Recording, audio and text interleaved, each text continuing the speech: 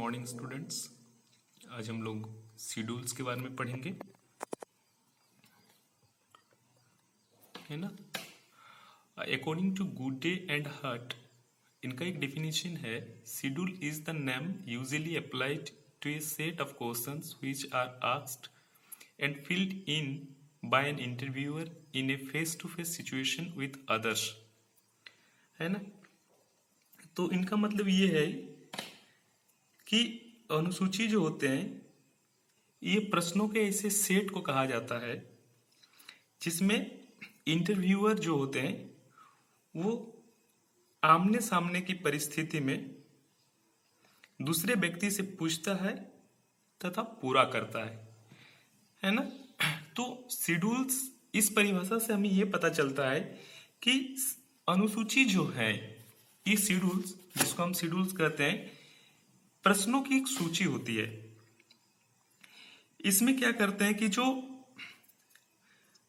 रेस्पोंडेड होते हैं वो अनुसूची के प्रश्नों को रेस्पोंडेड स्वयं नहीं पढ़ता है, बल्कि इन प्रश्नों को शोधकर्ता या साक्षात्कारकर्ता स्वयं पढ़कर उन्हें सुनाते हैं। यानी दैट मीन्स जो भी शेड्यूल्स में जो भी क्वेश्चंस होते हैं उस क्वेश्चंस को शोधकर्ता वो खुद पढ़ के सुनाते हैं और फिर वो जो आंसर्स देते हैं उनको वो फील करते हैं।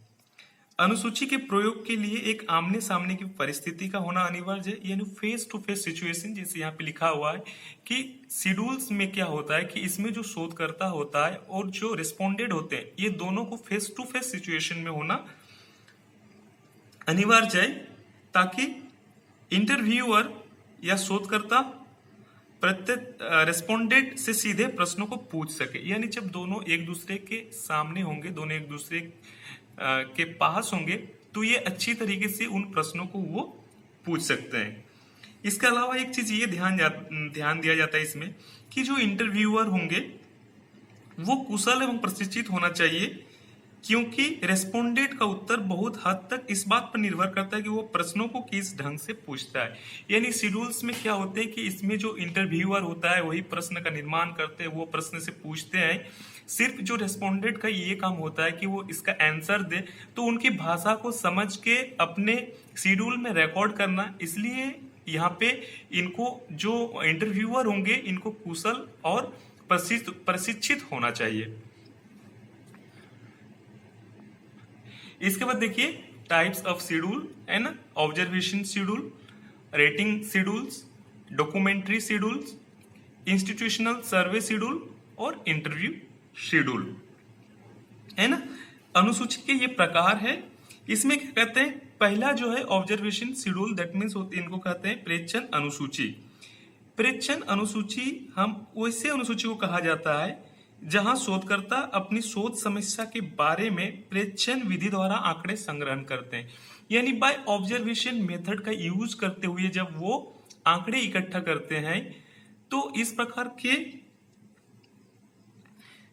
विधि को हम ऑब्जर्वेशन शेड्यूल कहते हैं। इसमें क्या करता है, शोधकर्ता जो होते हैं वो बाय ऑब्जर्वेशन टेक्निक्स का यूज करते हुए वो क्या करते हैं, उससे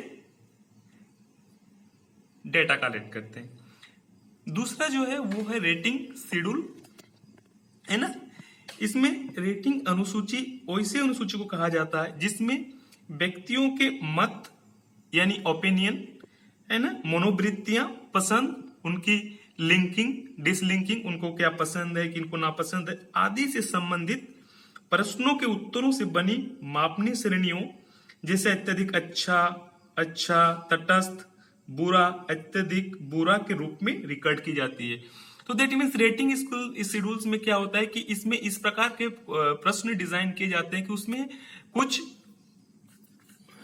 उनके उसमें जिसमें व्यक्तियों के उनके जो अपना मत होता है, उनकी जो अपनी मनोवृत्तियां होती है, उनको जो पसंद होते हैं, उनसे रिलेटेड, है ना, उनसे रिलेटेड कुछ क्वेश्चंस डेवलप किए जाते हैं और क्वेश्चंस के आधार पर उनमें वो किस लेवल में फिट हो रहे हैं, उनका रेटिंग क्या है, उनसे पूछते हुए फिर उनके व्यवहार को देखते हुए उन पे रेटिंग किया जाता है। इसी कारण इसको रेटर, इसमें एक रेटर्स होते हैं, वो उनका किस टाइप का ओपिनियन है, उनको क्या पसंद है, उनको अनुभव करते हुए उनके उनके साथ व्यवहार करते हुए वो इस प्रकार के शेड्यूल्स में रेटिंग करते हैं और इसके माध्यम से वो डेटा इकट्ठा करते हैं, डेटा कलेक्शन करते हैं। इसमें में रेटिंग में हर तरह के रेटिंग्स होते हैं 5 टाइप्स के, जिसमें आप देख सकते हैं कि इसमें आप अत्यधिक अच्छा, बहुत अच्छा, अत्यधिक अच्छा, अच्छा, तटस्थ या बुरा या अत्यधिक बुरा के रूप में रिकॉर्ड की जाती है। मतलब उनका बिहेवियर किसी भी क्वेश्चन से रिलेटेड या किसी आइटम के प्रति किस प्रकार का है, या कोई भी प्रश्न जब पूछते हैं वो किस लेवल में फिट हो रहे हैं, इससे रिलेटेड यहाँ पे रेटिंग की जाती है। इसके अलावा जो है डॉक्यूमेंट्री शेड्यूल है ना, इसको कहा जाता है संस्थागत अनुसूची, सॉरी क्या कहते हैं कि डॉक्यूमेंट्री शेड्यूल जो होते हैं इनको कहा जाता है प्रलेखी अनुसूची, है ना, प्रलेखी अनुसूची। तो इसमें एक्चुअली क्या होता है कि प्रलेखी अनुसूची ऐसी अनुसूची को कहा जाता है जिसमें कुछ लिखित स्रोतों यानी राइट सोर्स जैसे क्या हो सकता है आपका एक डायरी हो गया, पत्र हो गया, आत्मकथा, सरकारी या गैर सरकारी कागजात आदि से आंकड़ा संग्रह करने के लिए किया जाता है। यानी आपके इस वर्ड से ही लग रहा है डॉक्यूमेंटेशन, डॉक्यूमेंट्री शेड्यूल्स, यानी जो भी इस टाइप के जो रिटेन सोर्स है, इससे रिलेटेड जब आप इंफॉर्मेशन कोई कलेक्ट करते हैं, इससे जो भी आपको क्वेरी जो या जिस इस टाइप के प्रश्न अगर आपको डेटा का जरूरत हो, तो आप यहाँ पे ऑलरेडी जो हमारे गवर्नमेंट क्या कहते हैं जो पेपर्स होते हैं, रिटर्न राइट सोर्स जो है, रिटर्न सोर्सेज जो है, उससे रिलेटेड लिखित स्रोत जैसा आपका हो गया, डायरी हो गया, जिससे में भी हो सके अक्सर क्वालिटेटिव रिसर्च में इस टाइप के डॉक्यूमेंटेशन करना पड़ता है कि मान लिया आप अपने रिसर्च में किसी के बायोग्राफी या ऑटोग्राफी देखना चाहते हो, आपका स्टडी एपीजे अब्दुल कलाम से रिलेटेड है, महात्मा गांधी से रिलेटेड है, या तो क्या कहते हैं रविंद्रनाथ टैगोर से रिलेटेड है, कार्ल मार्क्स से रिलेटेड है, तो उससे रिलेटेड जो भी डॉक्यूमेंट्स है उसका जब आप अध्ययन करोगे और उससे रिलेटेड उसका अध्ययन करते हुए जब आप किसी भी चीज का डॉक्यूमेंटेशन करोगे, तो इस टाइप के जो सोर्सेस होते हैं ये रिटन सोर्सेस होते हैं, ये डॉक्यूमेंट्री शेड्यूल्स के अंतर्गत आते हैं। फिर इसके अलावा जो होता है आपका institutional survey schedules related to institution, किसी इंस्टीट्यूशन से रिलेटेड होते हैं। प्रत्येक समाज का आता है, इसके अंतर्गत ये कहता है कि प्रत्येक समाज में कुछ महत्वपूर्ण संस्थान होते हैं जिनके कार्यों का प्रभाव व्यक्तियों की जिंदगी पर सीधा पड़ता है। महत्वपूर्ण कॉलेज, स्कूल, सरकारी संस्थान आदि ऐसे संस्थानों को क्या है उदाहरण है ना। संस्थागत सर्वे अनुसूची ऐसे अनुसूची को कहा जाता है जिनमें शोधकर्ता इन महत्वपूर्ण संस्थानों के बारे में प्रश्नों का निर्माण करता है। ये जो आपका इंस्टीट्यूशन इससे रिलेटेड वो प्रश्नों का निर्माण करते हैं तथा व्यक्तियों पर क्रियान्वयन करके इन संस्थानों के प्रति उनके मत तथा मनोवृत्तियों को अवगत होता है। तो इंस्टीट्यूशन सर्वे में क्या होता है, जैसे आपके यहाँ पे मान लिया कि आपको इंस्टीट्यूशन के बारे में आपको स्टडी करना है, तो यहाँ पे जो भी फैकल्टी मेंबर्स है, जैसे आपका मे भी अगर हायर एजुकेशन पे अगर आपका स्टडी है और आपको किसी इंस्टीट्यूशन में, अगर आपको किसी यूनिवर्सिटी में जाकर, अगर किसी कॉलेज में जाकर आपको डेटा इकट्ठा करना हो, तो उस ड्यूरेशन में आप क्या करते हैं, उस इंस्टीट्यूशन से रिलेटेड आप कुछ आइटम डेवलप करते हैं, क्वेश्चन बनाते हैं, और फिर वो जाके आप स्टूडेंट से, आप जाके फैकल्टी से पूछते हैं और फिर आप रिकॉर्ड करते हैं कि आपका इंस्टीट्यूशन क्या है, कैसा कंडीशन है, स्टूडेंट्स क्या है, आप अपने इंस्टीट्यूशन से सेटिस्फाई है कि नहीं। तो इस टाइप से जब आपको क्या कहते हैं कि इस टाइप से जब आप प्रश्न डेवलप करते हो, इंस्टीट्यूशन सर्वे शेड्यूल्स के अंतर्गत ये सारी चीज आते हैं। और लास्ट में ये होता है कि इंटरव्यू शेड्यूल है ना, साक्षात्कार अनुसूची ऐसे अनुसूची को कहा जाता है जिसमें इंटरव्यूअर केवल मानकीकृत प्रश्नों को ही अपनी अनुसूची में शामिल करते हैं। इसमें स्टैंडर्डाइज क्वेश्चंस को ही शामिल किया जाता है और ऐसे प्रश्नों की संख्या निश्चित होती है तथा उन्हें एक निश्चित क्रम में रेस्पोंडेंट से पूछा जाता है। यानी इंटरव्यू शेड्यूल जिसमें क्या करते हैं, इसमें बहुत सारे क्वेश्चंस होते हैं और उसी क्वेश्चंस के आधार पर आप क्या करते हैं, रेस्पोंडेंट से प्रश्न पूछते हैं। इनका एक निश्चित क्रम होता है। फिर आप देखिए, ये है कैरेक्टरिस्टिक्स ऑफ गुड शेड्यूल, है ना, एक्यूरेट कम्युनिकेशन, है ना। जैसे कि आपको पता है, चूंकि यहाँ पे क्या है कि पूरा का पूरा आपका डिपेंड करता है कम्युनिकेशन कम्युनिकेशंस पे, है ना। आपका यहाँ पे ये चीज ध्यान देना चाहिए, क्योंकि कम्युनिकेशन इसलिए मायने रखता है कि जो भी चीज आप क्या करते हो, सबसे पहले जाके आपके जो रिस्पोंडेंट होते हैं उनसे आप प्रश्न पूछते हो, फिर उस प्रश्न को समझ के वो आंसर देते हैं। तो यहाँ पे आपका जो वर्बल कम्युनिकेशन होना चाहिए बिल्कुल स्पष्ट होना चाहिए, क्लियर होना चाहिए, है ना। अगर आपको क्लियर नहीं होगा, अगर वो सही तरीके से समझ नहीं पाएंगे तो वो आपको रॉन्ग आंसर देंगे, और अगर रॉन्ग आंसर देंगे तो सही से आपको इन्फॉर्मेशन नहीं मिल पाएगा। साथ ही साथ दूसरा है एक्यूरेट एंड साइंटिफिक क्वेश्चन। आप जो भी, यानी जब शेड्यूल्स का आप निर्माण करेंगे, इसमें जितना प्रकार का शेड्यूल्स के बारे में मैंने आपको बताया, जिस टाइप्स के भी आप शेड्यूल्स का निर्माण करेंगे, तो आपके जो प्रश्न होंगे वो बिल्कुल एक सटीक होना चाहिए, साथ ही साथ साइंटिफिक होना चाहिए, है ना। प्रश्नों का स्वरूप ऐसा होना चाहिए जिनके उत्तर देने में उत्तरदाता या जो रेस्पोंडेंट होते हैं को लज्जित नहीं होना पड़े, है ना।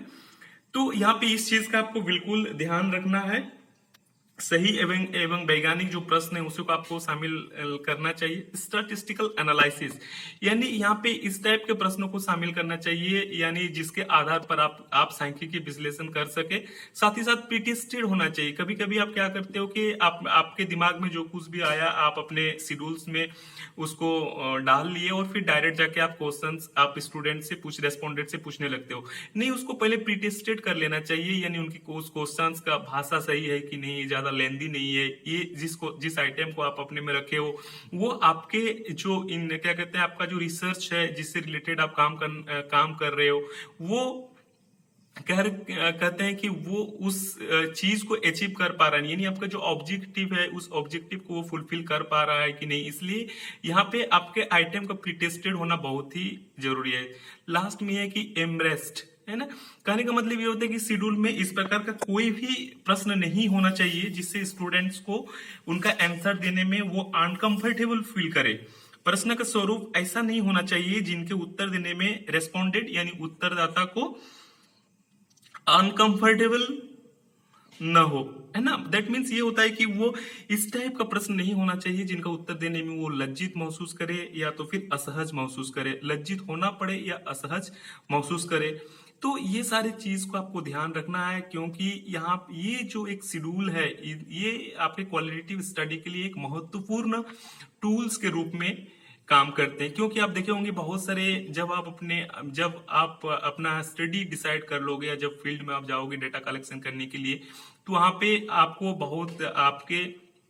आपको इस टाइप का इंटरव्यू लेने पड़ेंगे। इस टाइप आप खुद क्वेश्चंस बनाएंगे और उसी क्वेश्चन से रिलेटेड जाके स्टूडेंट्स रेस्पोंडेंट से प्रश्न पूछेंगे, फिर उनके उत्तर का भी आप खुद ही रिकॉर्ड करोगे, या तो फिर आप जाओगे किसी इंस्टीट्यूशन में जाओगे, आप किसी क्या कहते हैं कि इंस्टीट्यूशंस के जो भी वर्कर्स है उनसे आप इंटरव्यू लोगे, और इंटरव्यू के आधार पर फिर सारी चीज को फ्रेम करोगे। तो यहाँ पे ये शेड्यूल्स जो है ये एक मेजर रोल प्ले करते हैं। तो अगर आपको पता है कि शेड्यूल्स क्या है, शेड्यूल्स के कितने टाइप्स होते हैं, है ना, तो आप अच्छी तरीके से शेड्यूल्स का निर्माण कर सकते हो, और ये आगे चलकर जब आप डेटा कलेक्ट करोगे तो वो आपके लिए बहुत ही फायदेमंद होगा। Thank you.